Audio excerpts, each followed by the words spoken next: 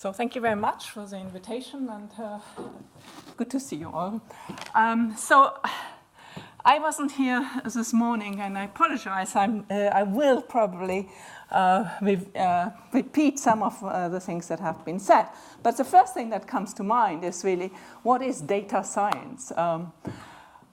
Data science, David Danow said in 2015, well, there's data, but that doesn't mean there's a data science yet.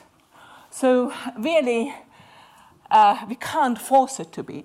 I put this quote was particularly pertinent when we tried to set up the Turing Institute a couple of years ago. It was an institute that was set up by government, by somebody who wanted there to be a data science institute. But you really have to work harder than just to set something up. So one answer to what is data science is given on the Turing Institute website. The drive to turn this data into useful information and to understand its powerful impact on science, society, the economy, and our way of life. I think that is quite a comprehensive way of trying to answer this. But I mean, the example we just heard about is clearly hitting a lot of these boxes. So we had already hands up just before. Data scientists, where do the data scientists come from? It's a new science, and maybe 50, 60 years ago, the same thing was true for computer science. Where did the computer scientists come from? And I think in data science, you see lots of these different areas. Many people have some impact here. I think the social sciences have something to say in particular, one often forgets. But I also think mathematics, like maybe in computer science, is a foundational science that will have some impact. Of course, I'm biased. I'm a mathematician. And I'm a particular mathematician. You might think of mathematics coming in maybe numerical analysis, analysis more generally. Sometimes statistics and probability is thought of part of mathematics. I don't want to get into that at all. But so I'm coming from an area which is called topology, which is generally not part of the normal parlance of scientists even. Not many scientists know very much topology, chemists or biologists. So I want to make also the distinction between, it's a more sophisticated area, you might say. I'll explain a little bit later. And it's also a relatively new area. So where we at the moment can say something is not so much in the big data, there's lots of data out there, but more the complex data. Data that somehow has geometry, somehow maybe is complicated because they're missing things, it's dirty, etc. Okay. So the title of my talk is The Shape of Data. And of course, that's not something really new. That's the shape is interesting, right? Everybody knows about linear regression. You have some, the way most of the times I see those as an examiner, right? When students do their tests, you want to maybe have some plotting against the average score marks and the average score marks and the particular exams they're taking. Anyway, so then there's a clustering. Clustering is an obvious thing here. Immediately you look at this, and it must be significant if you have data points that they're, in this case, 4 clusters. It's 4 groupings. So that's an important thing and has been done before. And I come back to this, and that's some sense that the thing that I want to talk about later. This is sort of the zero case. But of course, there might also be other shapes. So here we have a Y-shaped, and you might try to understand how do you even describe certain shapes? What might it mean? Of course, here, if you have a data set that shows formation like this, I think it's quite likely you would be interested in the ends. What does it mean if my data runs out into 3 different ends? Why is that so? Here's another shape. Everybody sort of immediately recognizes this as a circle. And of course, fundamentally, it's very different to what we've seen before. If you, for example, think of this as lying as points in a plane, then in this case, there's clearly an inside and an outside. Right? If you think of this as a circle lying somehow, maybe being represented in space, then another loop might actually hook with this particular circle. That wouldn't have been the case. Let's see whether this goes back. No? Yeah. Not the same here, right? The plane wouldn't be divided into two different regions in this case. Okay, so here's something quite distinct, and we want to somehow have a method that can distinguish between different shapes. And also try to and then analyze what different shapes means for the data. Okay, so shape, many people think of it, well, this chair has a shape, the glass has a shape. I want to think of it in terms of not of geometry, but topology. So topology is a sort of maybe a pure system of geometry. But it has some distinct advantages. I'll try to explain what I mean by that. So what does topology do? Well, it's more robust against noise. It's coordinate-free. We can extract some important information. For example, the bottle has a cavity, and therefore it can hold water. We can also suppress some information. I mean, one problem with a lot of modern data is, of course, there's so much, you don't know where to look. But if you can suppress some and let the other come up, then that's very helpful. It also has something that is computable. So I will try to show that a little bit later. It has computable signatures. Like, for example, the circle will correspond to, we can count circles effectively, and I will come to that later. It can reveal higher dimensional structures. So we have already seen clustering. I said that's 0-dimensional. The circle will be 1-dimensional, but we can also see higher dimensional properties. Okay. So just to give an example, here's a topological map. And again, of course, this is London, only this time underground, versus a geometric map. Yeah? This is a geometric map. If you had to come here on this map using the underground, you would, in some sense, you would be more clearly informed. But it's much more complicated, actually, to use when you want to get around the underground. So actually, what did I use before? This map is much more clear because it concentrates on the important bits, namely where do the two lines intersect, where can I interchange, and roughly how do I get from A to B, how far is it? Okay. So I hope this sort of convinces you that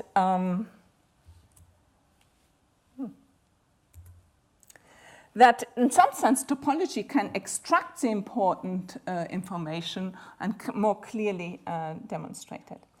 But of course, this is a very low-dimensional picture, really.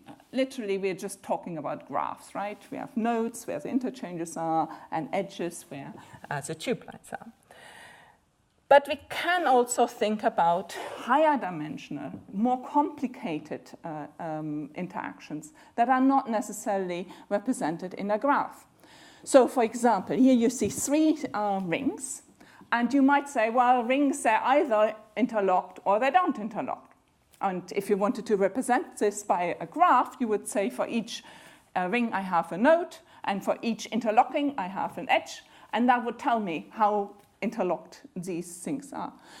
But if you do this here, it's quite an interesting experiment, right? Just think of the green circle lying away. Then, of course, the blue one is on top of the red one, and they don't interlock. And the same is true if I think of the blue one completely disappearing, then the green one is underneath the red one, and they don't interlock. So any two of these circles don't interlock, but clearly all three do, right? If I take the blue, you take the green, and somebody else takes the red, you pull, and you're not going to get very far. So all three interlock, but no two. So somehow we see here a deeper relation, which wouldn't be obvious. And also, it wouldn't be obvious to ask for it. And that's my point later on as well. Somehow, we want to understand, we might want to extract information from the data where we don't even know how to ask the question. And this, I'm just trying to hint at something, that there's something deeper there that is not obvious. Okay.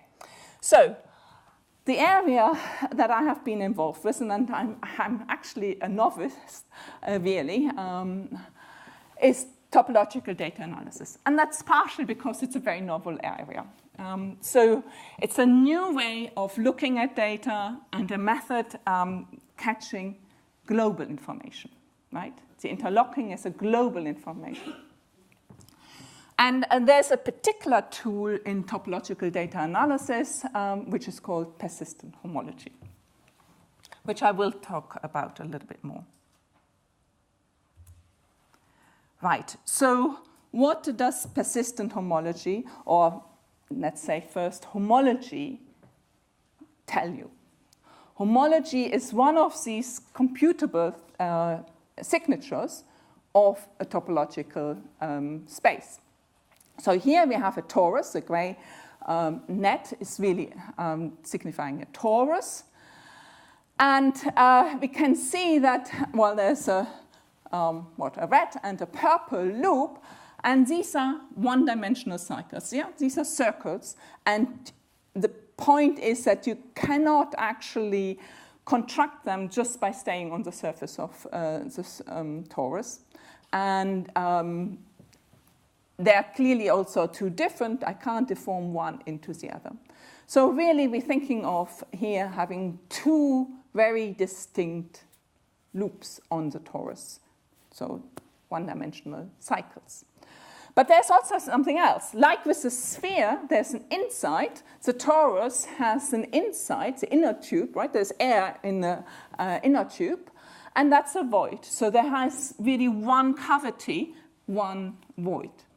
So there's something two-dimensional coming up. But of course, we can also have higher dimensional analogs of this. So now I need to say something about how do we go from a set of data to a topological space. So actually, I think I'm going to show you first another slide. Yeah. So here's the way to do this. I start with a point cloud, and it's sitting maybe somewhere in Rn or some other metric space. And then I say, well, instead of just looking at these discrete points, I'm going to take a small ball around each of these points. So now I take the union of these balls and have something that is touchable, that's higher dimensional, that's giving me a proper space. Now, that, of course, is now something that is very difficult to describe. This union of these balls is nice, but more difficult to now compute with. So the next step would therefore be to associate to this space of balls, a union of balls, something that is actually combinatorial.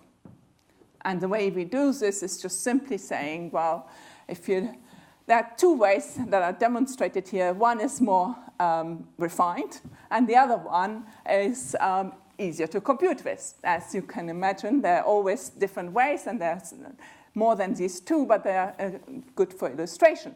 So what do I do? For every point I have in the data set, I give myself a vertex. So that's the same in both. And then for every two balls that intersect, I give myself an edge. And that's the same in both pictures. And then I should go and also add triangles. When do I add a triangle? Well, in this picture, I add a triangle if actually three balls intersect. Then I give myself a triangle. So I think you can see up there, there's three balls intersecting, so I get a triangle.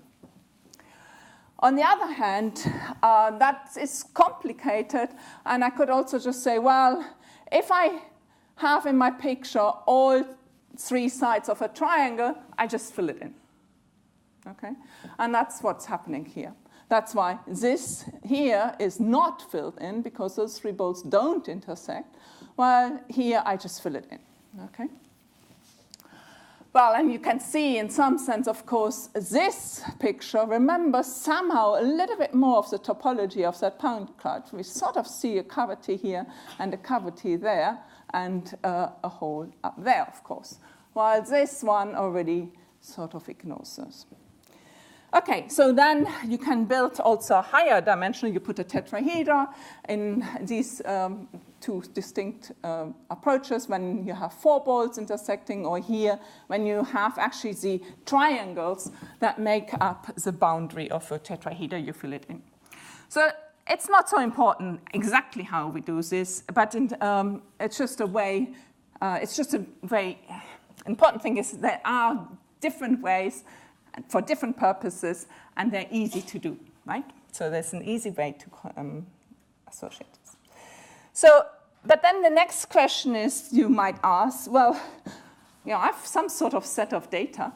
How do I know how to choose this epsilon?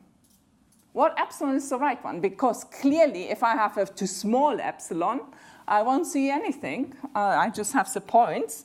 And if I have too big an epsilon, everything is intersecting. So let me see whether I can go back. Why can't I go back? There. Okay, so here we actually, and this is the whole idea of persistent homology, we do not choose. We actually try to consider a one parameter family. So here we have, when epsilon, the balls have zero radius, it's smaller, it's getting bigger and bigger and bigger. And of course, if I have it too big, everything just becomes a blob and I don't see anything at all, right? The cavities that I had maybe here are still visible, coming here and here, but not in the spines. So this is a method that we try to make more precise. Okay. So we have now set up this combinatorial set, and I now want to actually do some mathematics. And this is linear algebra, so it's not very deep. What do I do? Very quickly, I have my vertices, k0, I have my edges, k1, and I have now, I just let them be the basis of some vector space with field f, and I have linear maps, the di's, which just, you know, for every basis element, I just look at, say, a simplex. I look at an edge or a triangle and say, well, that takes a boundary, right? The triangle has three pieces, so I get a sum of three betas there. And the whole point, the key observation in this whole thing is that the boundary of a boundary is always empty. Or in other words, the boundary doesn't have a boundary.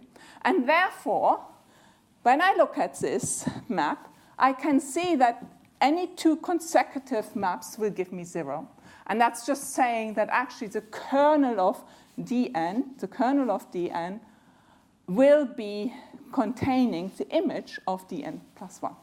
And so this Betti number, which is the dimension, the difference of these dimensions, just tells me, in some sense, how many holes I have. So Betti number is a count of hole.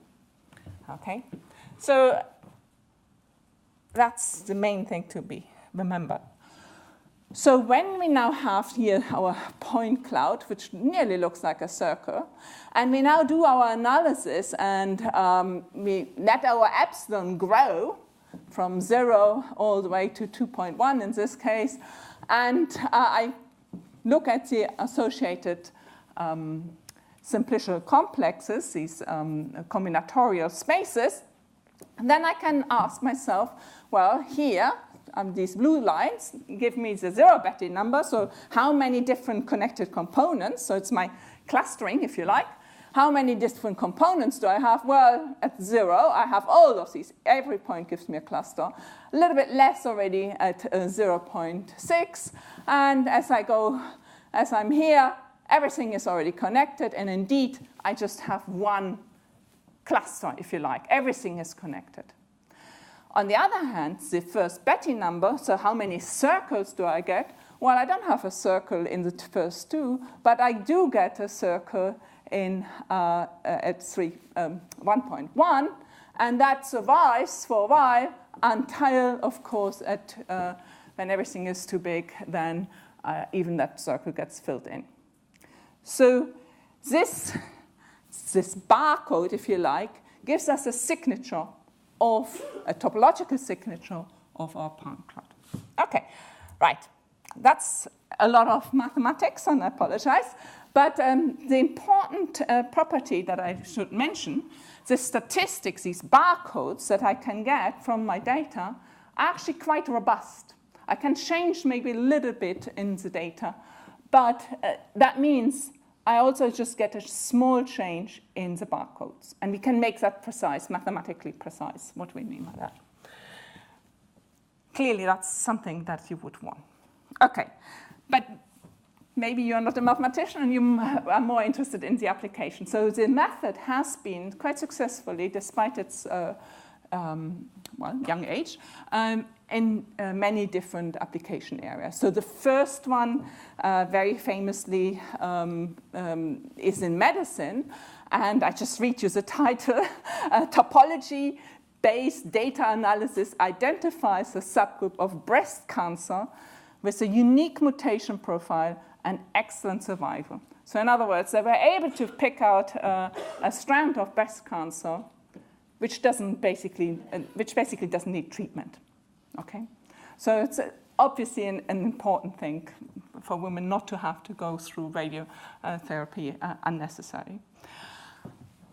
My colleagues in Oxford used this on network analysis. So again, the title more or less tells everything. They look at contagions and they ask themselves, well, how much wavefront propagation do I have? Say, we look at disease that spreads, of course, regionally, but you might also have airplanes. So you suddenly have these long edges, and you might ask yourself, well, does it matter that you have airplanes going from Brazil to London? Does it matter at all? And they analyzed some model that they set up and used topological data analysis there as well. So you might ask yourself, when can you use TDA, topological data analysis? Of course, when there is an underlying geometry shape question, maybe like how things spread on a surface, that is obviously a very good guess.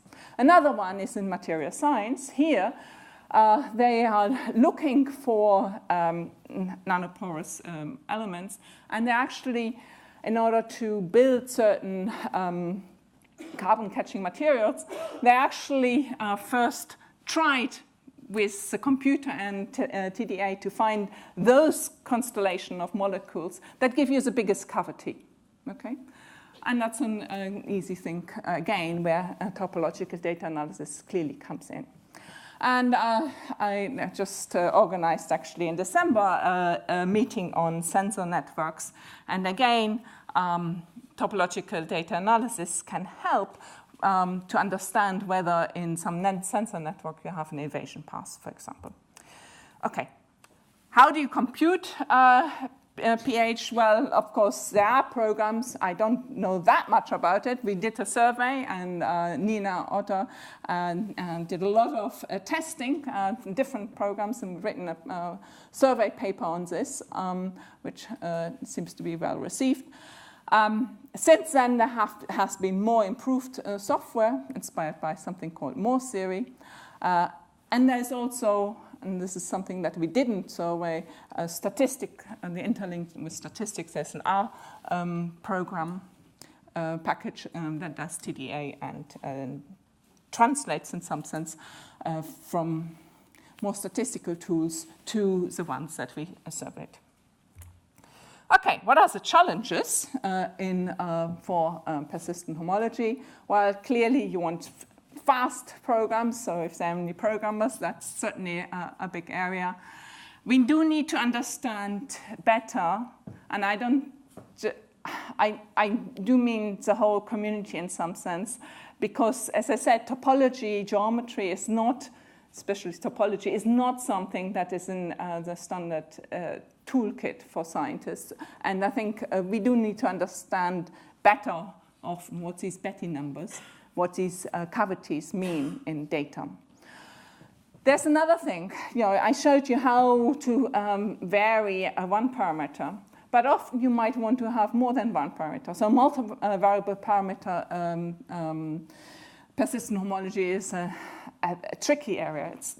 It's proven to be difficult theoretically, but we are working on it nevertheless and try to get improvement there because it's clearly important.